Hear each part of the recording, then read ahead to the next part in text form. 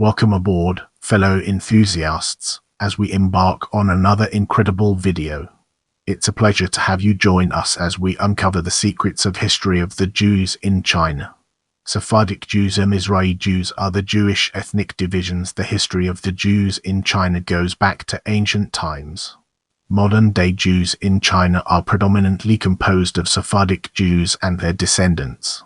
Other Jewish ethnic divisions are also represented, including Ashkenazi Jews, Mizrahi Jews, and a number of converts to Judaism.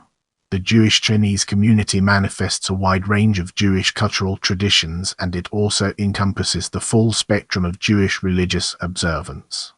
Though a small minority, Chinese Jews have had an open presence in the country since the arrival of the first Jewish immigrants during the 8th century CE. Relatively isolated communities of Jews developed through the Han and Song dynasties 7th to 13th centuries CE all the way through the Qing dynasty 19th century, most notably the caving Jews. The term Chinese Jews is often used in a restricted sense in order to refer to these communities. In the 19th and early 20th centuries, Jewish merchants from around the world began to trade in Chinese ports, particularly in the commercial centers of Hong Kong, which was for a time a British colony, Shanghai the international settlement and French concession, and Harbin the Trans-Siberian Railway.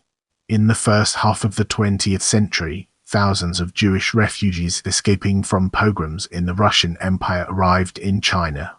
By the time of the establishment of the People's Republic of China in 1949, only a few Jews were known to have maintained the practice of their religion and culture.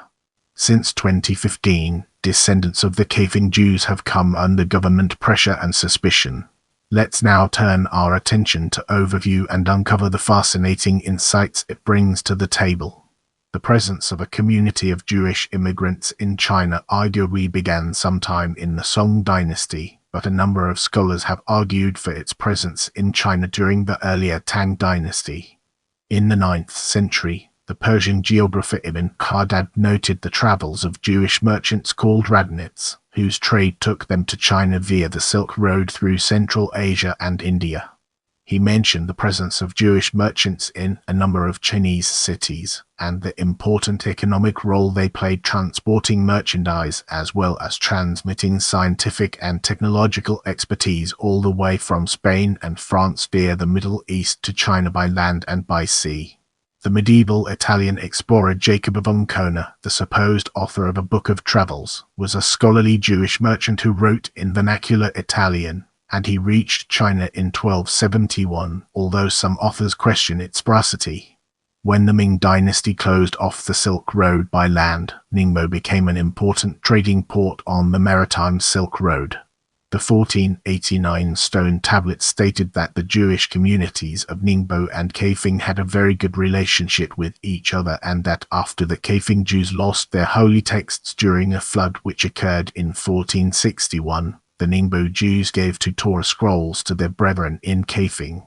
The tablet stated, when the synagogue was rebuilt, Shi Bin, Li Rong, and Gao Jian, and Zhang Xuan went to Ningbo and brought back a scroll of the scriptures.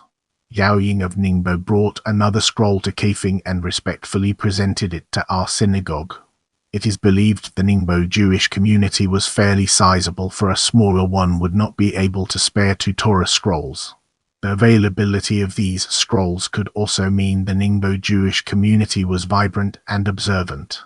The descendant of Ningbo Jewish community moved out of Ningbo to Shanghai and Hong Kong in the early 20th century due to war and to seek better economic opportunities. They have built a reputation for achieving immense success in the business, science, and media industries. During the period of China's opening to the West, which coincided with the period of British quasi-colonialism, the first group of Jews who settled in China consisted of Jews who arrived in China under British protection following the First Opium War. Many of these Jews were of Indian or Iraqi origin, due to significant British colonialism in these regions. The second Jewish community settled in China during the first decades of the 20th century, when many Jews arrived in Hong Kong and Shanghai during those cities' periods of economic expansion. Many more Jews arrived as refugees from the Russian Revolution of 1917. During the late Urs and Urs, a surge of individual Jews and a surge of Jewish families settled in China for the purpose of seeking refuge from the Holocaust in Europe, and they were predominantly of European origin. Shanghai was notable for its special area established for the housing of Jewish refugees. Most of them left after the war. The rest of them relocated either prior to or immediately after the establishment of the People's Republic of China. Some Jews who lived in China converted to Islam and became Hui Muslims. A manuscript states that they prayed in both Hebrew and Chinese. Ancient Jewish communities in China adapted well to the Han Chinese customs, including patrilineal descent and intermarriage with Han Chinese, while maintaining their Jewish identities. Over the centuries, most of the Jewish community came to be virtually indistinguishable from the Han and Hui Chinese population. Due to the fact that Chinese Jews historically hold a strong Chinese identity, the current government does not recognize them as one of the 56 ethnic minorities. Since their religious practices are considered functionally extinct under the law of return, they are required to undergo conversions to Orthodox Judaism in order to become eligible for expedited immigration to Israel. Some international Jewish communities are beginning to search for the descendants of these Jews in an attempt to help them revive their interest in their Jewish roots. Since the expansion of the University of Nottingham in Ningbo in Zhejiang province, more Jewish scholars have moved there in an attempt to reach out to the Jewish communities of Zhejiang, including a prominent tribe which lives in Ningbo. Contrary to popular belief in the Western world, the Kaifeng Jews are not the only Chinese Jewish community. The Kaifeng Jews are recognized as Jews because they have become more observant in modern times, but they are just one of many ancient Jewish communities which live in China. The Ningbo Jews are also known for their contributions to their Jewish heritage, but nowadays they are non-practicing Jews. The term Kaifeng Jews is not interchangeable with Chinese Jews. Let's zoom in on history and understand its implications. Some scholars have claimed that the ancestors of the Jews who have historically resided in various places in China were members of the 10 lost tribes of the exiled ancient kingdom of Israel, which relocated to places which were located in present-day China. The observance of some ancient Jewish rituals has been documented in some places. One well-known group was the Kaifeng Jews, who are purported to have traveled from Persia to India during the Mid-Han dynasty and later migrated from the Muslim-inhabited regions of northwestern China, modern-day Gansu province, to Henan province during the early Northern Song dynasty. As we venture forward, let's take a closer look at origins and its impact on our understanding. According to an oral tradition, the first Jews immigrated to China through Persia after the Roman Emperor Titus's capture of Jerusalem in 70 CE. A large number of Jews emigrated from Persia during the reign of Emperor Ming of Han CE. Writing in 1900, Father Joseph Brucker hypothesized that Jews came to China from India by a sea route in ancient times. 3 steles with inscriptions which were found at Kaifeng bear some historical suggestions. The oldest, dating from 1489, commemorates the construction of a synagogue 1163 bearing the name Kingzans, a term for a mosque which is frequently used in Chinese, states that the Jews entered China from India in the later Han Dynasty CE. The Jews' 70 Chinese surnames, their audience with an unnamed Song Dynasty emperor, and it finally lists the transmission of their religion from Abraham down to the prophet Ezra. The second tablet, which dates back to 1512, found in the Yuanzhang Dajingxi synagogue, contains a detailed description of the Jews' religious practices. The third tablet dates back to 1663 and it commemorates the rebuilding of the Kingzansi synagogue, and it also recaps the information which is written on the other 2 steles. Father Joseph Brucker believed that Matteo Rix's manuscripts state that only approximately 10 or 12 Jewish families lived in Kaifeng in the late 16th and early 17th centuries, and according to Matteo Rix's manuscripts, they have reportedly resided there for 500 or 600 years. The manuscripts also state that a larger Jewish community lived in Hangzhou. The Jewish community of Hangzhou was larger than the Jewish community of Kaifeng because loyal Jews fled south to Hangzhou along with the soon-to-be-crowned Emperor Gaozong. In fact, the 1489 stele states that the Jews abandoned Bianliang Kaifeng after the Jinkang incident. Many Jewish communities were established in China during the Middle Ages. However, not all of them left evidence of their existence. The following is a list of the names of those Jewish communities which are known about today: Kaifeng, Hangzhou, Ningbo, Yangzhou, Ningxia, Guangzhou, Beijing, Quanzhou, Nanjing, Xi'an and Liyong. Get ready for a captivating exploration as we unravel the layers of names and their profound significance. Today, the Mandarin Chinese term for Jews is Yutairan and the Cantonese term for Jews is Yutaiyan. The proper pronunciation of these terms is similar to the proper pronunciation of the term Yehuda, Aramaic word for Jew, and to Judaism, the Greek word for Jew. Historically, the Chinese people called the Jews Tijinji, loosely, the religion which removes the sin, probably referring to the Jewish dietary prohibition against eating the sciatic nerve from Genesis. Jewish dietary laws kashrut, which forbid the eating of, among other foods, non-ruminant mammals, shellfish and reptiles, would have most likely caused Jewish communities to stand out from the surrounding mainstream Chinese population, as Chinese culture is typically very free in the range of items it deems suitable for food. Jews have also been called the Blue Hat Hui, in contrast to other populations of Hui people, who have identified with hats of other colors. The distinction between Muslim and Jewish Hui is not, and historically has not been, well recognized by the dominant Han population. A modern translation of the Kaifeng steles has shown that the Jews referred to their synagogue as the Pure and Truth, which is essentially the same as the modern Chinese term for mosques. This and Kazans were both used as names for synagogues and mosques. These terms were used by Jews as well as by Muslims. According to an oral tradition which was documented by Zuxin, director of the Center for Judaic Studies at Nanjing University, in his book Legends of the Chinese Jews of Kaifeng, the Kaifeng Jews calls Judaism Itgo, lit. The religion of Israel.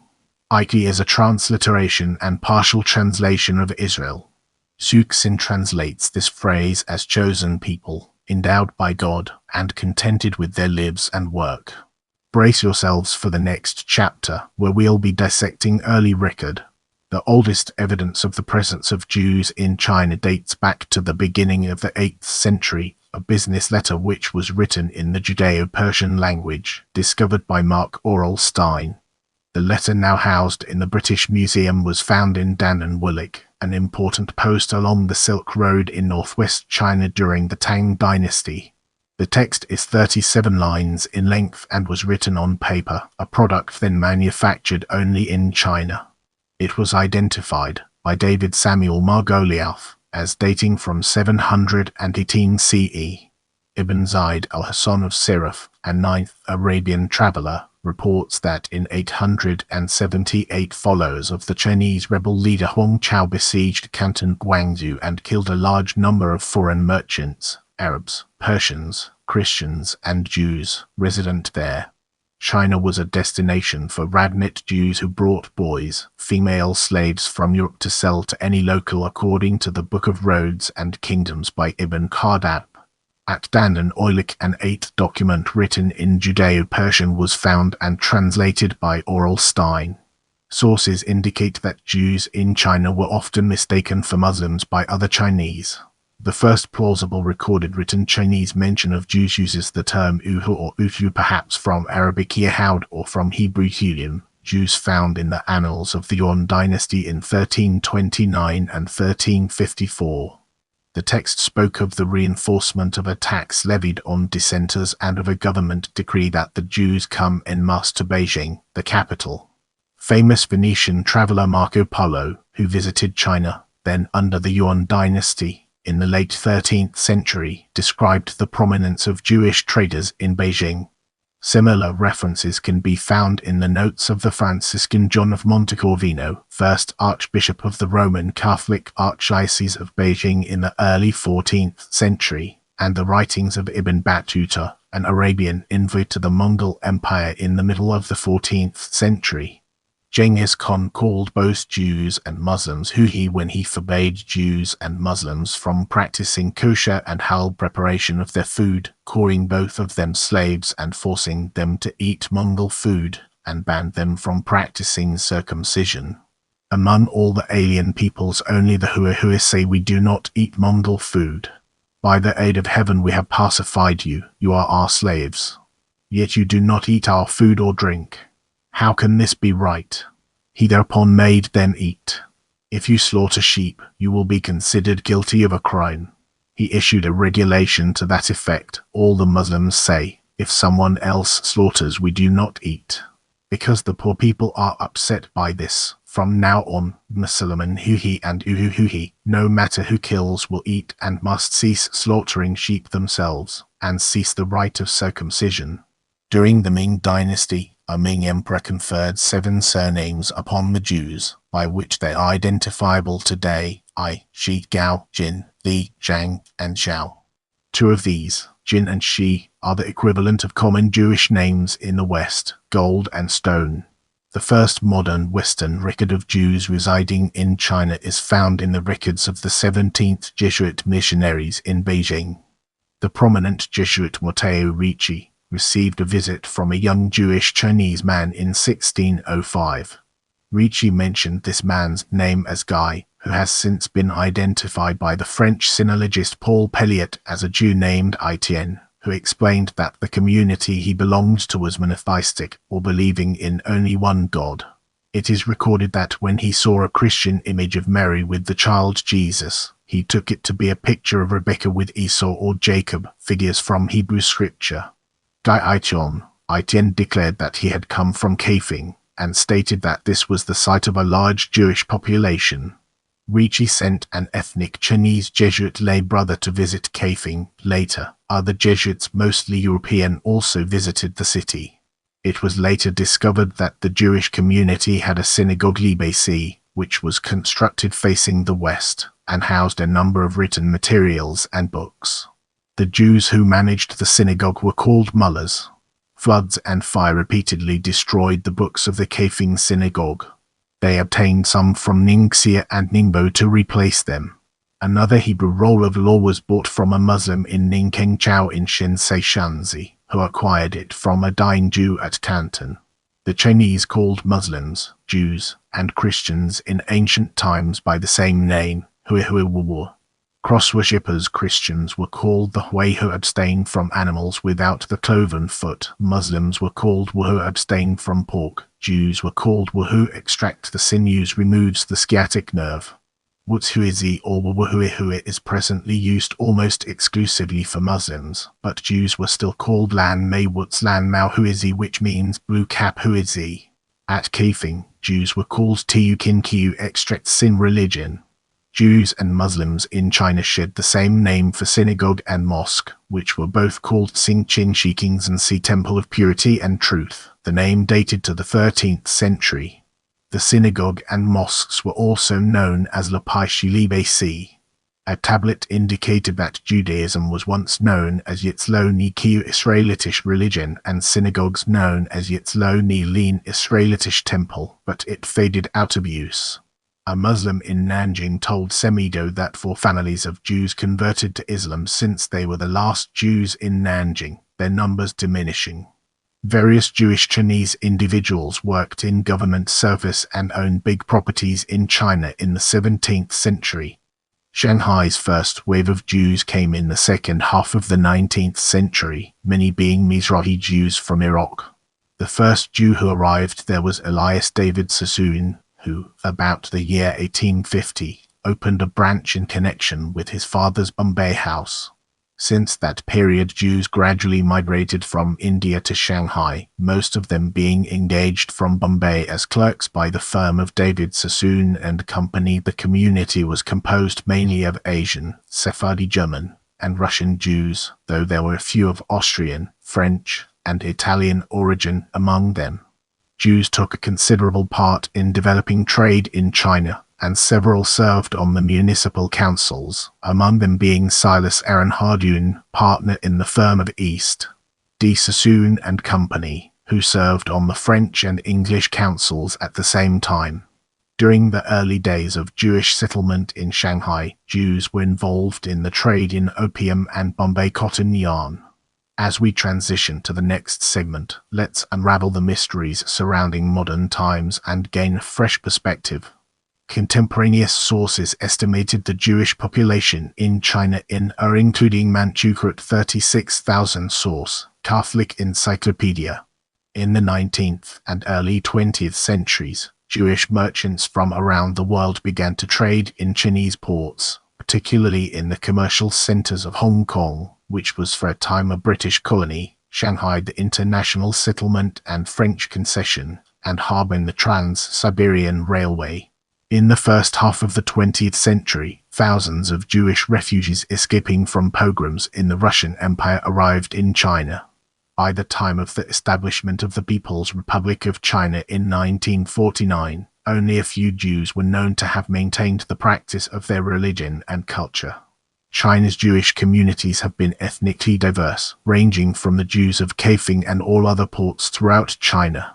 Kaifeng Jewish ancestry has been found among their descendants living among the Hui Muslims, such as during a Hajj pilgrimage the Hui Muslim woman Jin Weijing found out about her Jewish ancestry and wrote about it in an article, China's Jews, published in Points East in 1981. Scholars have pointed out that Hui Muslims may have absorbed Kaifeng Jews instead of Han Confucians and Buddhists. Jewish converts to Islam who became Hui Muslims in 16th China were called the Blue Hat Hui since they converted to Islam due to similarities in their traditions.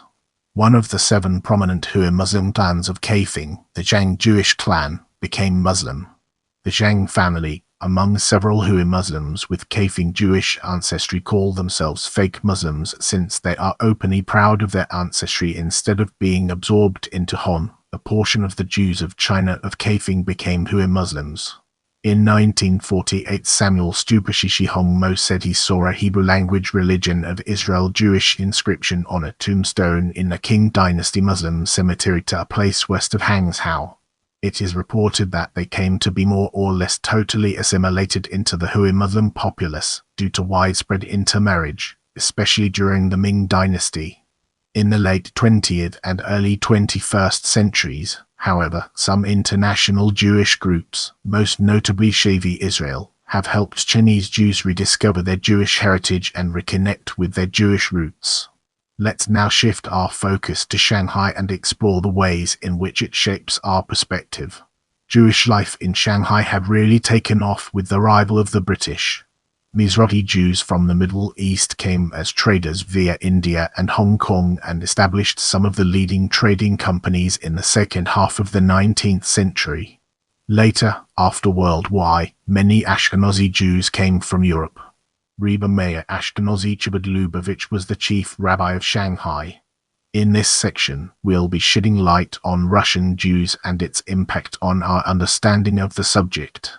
In the early 20th century, many Russian Jews fleeing pogroms in several towns in Russian Empire decided to move to northeast China for permanent settlement. Rabbi Aharon Moshe Kaiselov served in Harbin from 1913 until his death in 1949. After the Russian Revolution of 1917, many white Russians fled to Harbin, former Manchuria. These included, among others, Dr. Abraham Kaufman, who played a leading role in the Harbin Jewish community after 1919, and the parents of future Israeli Prime Minister Ehud Olmert. According to estimates, over 20,000 Jews lived in Harbin and played a key role in the shaping of local politics, economy, and international trade.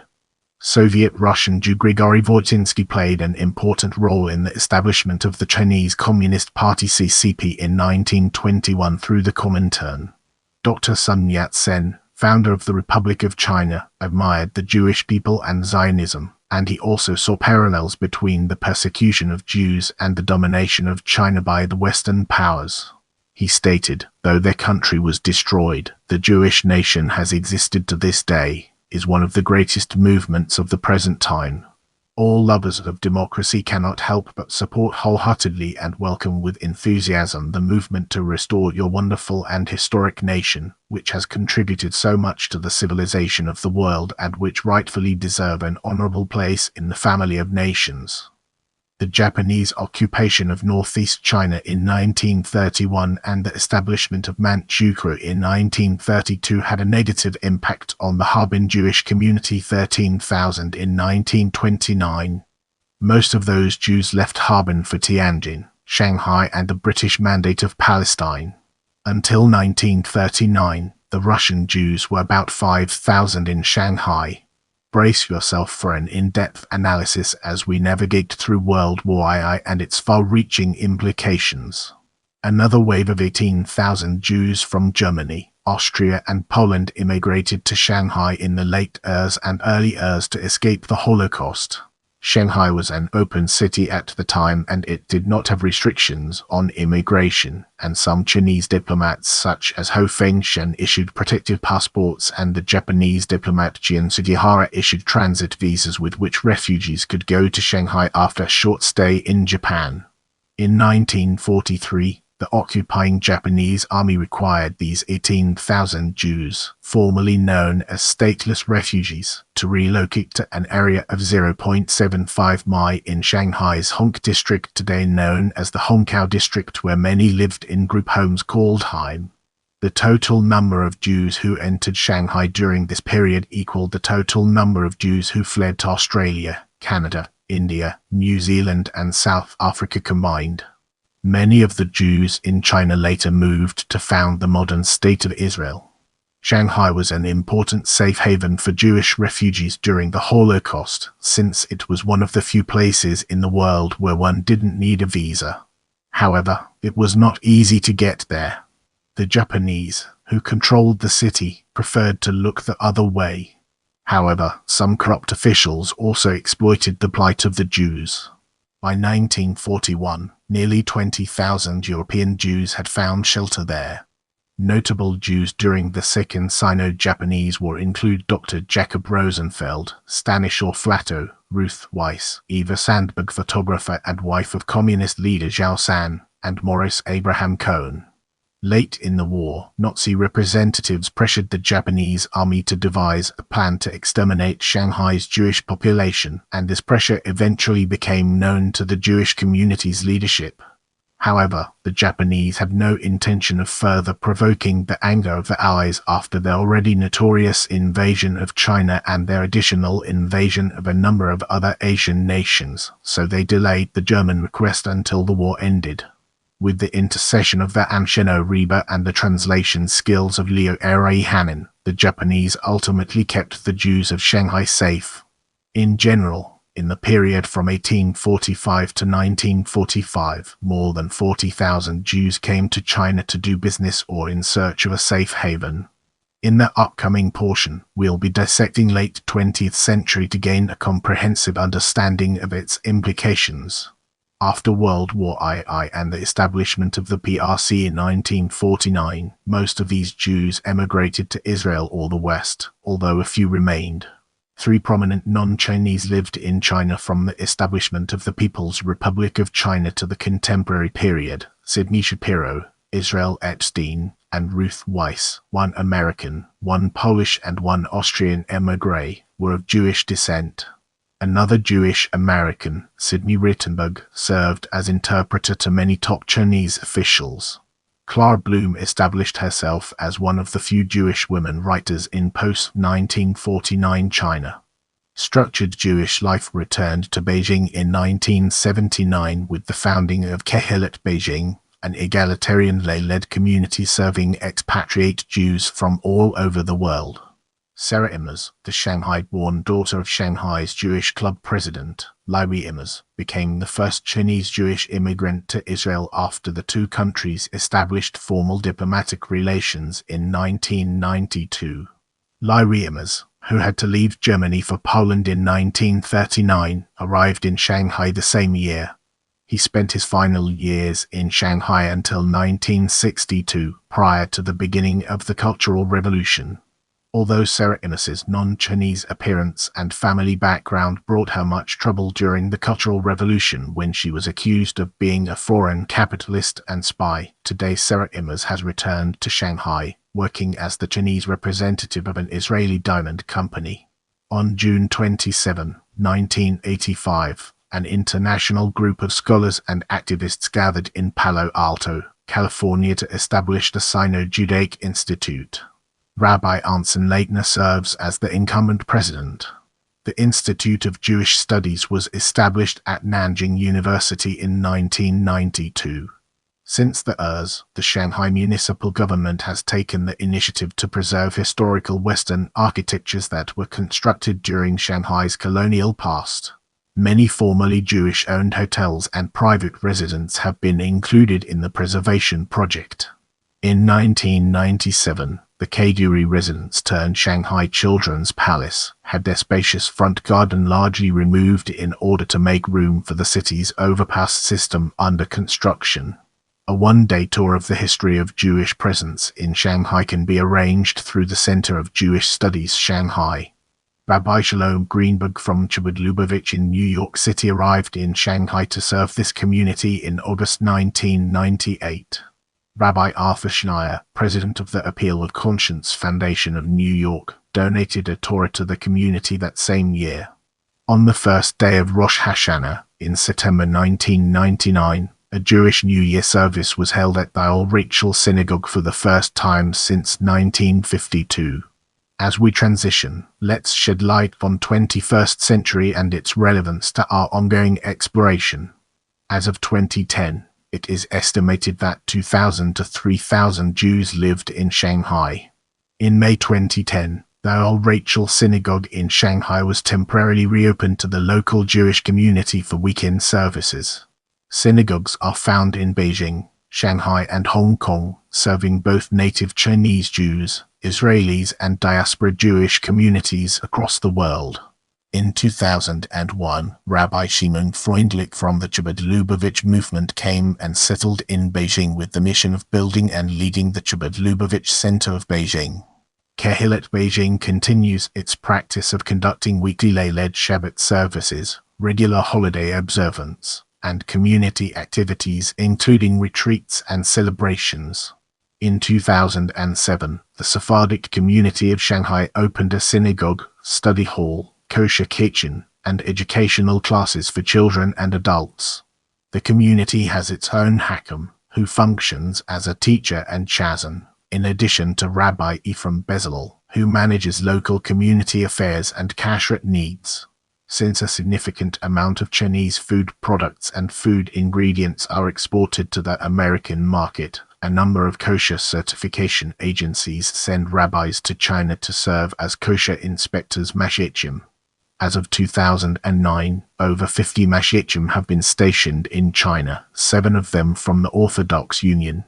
As of 2019, Harbin could claim a single Jewish inhabitant, Professor Dan Ben-Canaan, who helped advise the local government on restoring the city's synagogues and other Jewish-related buildings.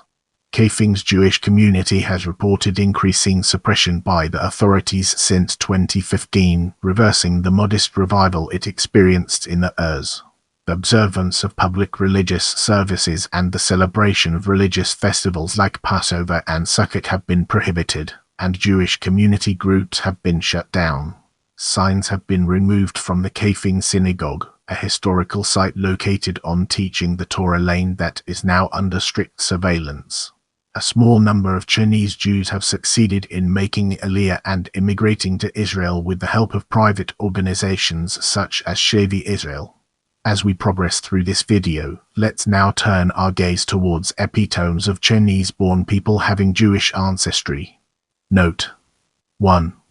There is a large number of people unaware of their Jewish background. 2. Some of them do not accord with the definition of Jew in Yuki Hesed Song Dandan, an actress who often appears in the Chinese New Year's Gala on CCTV Sir Run Run Shaw GBMCB, also known as Xiao Yifu and Xiu Yat Fu, was a Hong Kong businessman, filmmaker, and philanthropist, a member of the Ningbo Jewish community. Stephen Chow, a Hong Kong filmmaker, former actor and comedian, member of the Ningbo community. Robert Ho Tung, Stanley Ho's grand uncle. Stanley Ho, founder and chairman of SJM Holdings, which owns 19 casinos in Macau, including the Grand Lisboa, nicknamed variously Godfather and King of Gambling, reflecting the government-granted monopoly he held on the Macau gambling industry for 75 years. Lawrence Ho, Stanley Ho's son, who is of Dutch Jewish ancestry. CEO and chairman of Melco International Development. Daisy Ho, Stanley Ho's daughter, who is of Dutch Jewish ancestry. Chairman and Executive Director of SJM Holdings. Josie Ho, Stanley Ho's daughter, who is of Dutch Jewish ancestry. Hong Kong-based actress Pansy Ho, Stanley Ho's daughter, who is of Dutch Jewish ancestry. Managing Director of Shuntak Holdings. Lawrence Tribe, an American professor of constitutional law born to European Jewish parents. Ron Klinger, an Australian leading English-language bridge writer, born in Shanghai to European Jewish parents. Mike Midavoy, an American film producer of Ukrainian Jewish descent. Xiao Linqing, a high-ranking Ming Dynasty government official from the 17th century, member of the Kaifeng Jewish community. Se Yukong Pao CBEJP, a Hong Kong shipping magnate, philanthropist, member of the Ningbo Jewish community. Sir Michael David K. Urey, a Hong Kong billionaire businessman, and the chairman and 18% owner of CLP Group. Harry Triguboff, Australian property tycoon. In this section, we'll be peeling back the layers of historiography and memory to reveal its true essence. Goldstein, Jonathan, and Benjamin I. Schwartz. The Jews of China, V1, Historical and Comparative Perspectives. Routledge, 2015. Goldstein, Jonathan. The Jews of China, V2, Sourcebook and Research Guide. Routledge, 2018. Online. Raskin, Shlomi.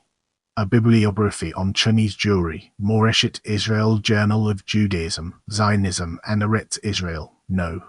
3 September 2006. Ross, James et al. Eds. The Image of Jews in Contemporary China, 2019. Excerpt. Shapiro, Sydney. Jews in Old China, Studies by Chinese Scholars, Hippocrene Books, 1984. Online. Schulman, Frank Joseph. The Chinese Jews and the Jewish Diasporas in China from the Tang period c. 618 906 through the Mid-Ers, a selected bibliography. The Jews of China. Routledge, 2018. Song, Lihong. From Jews in China to Jews and China.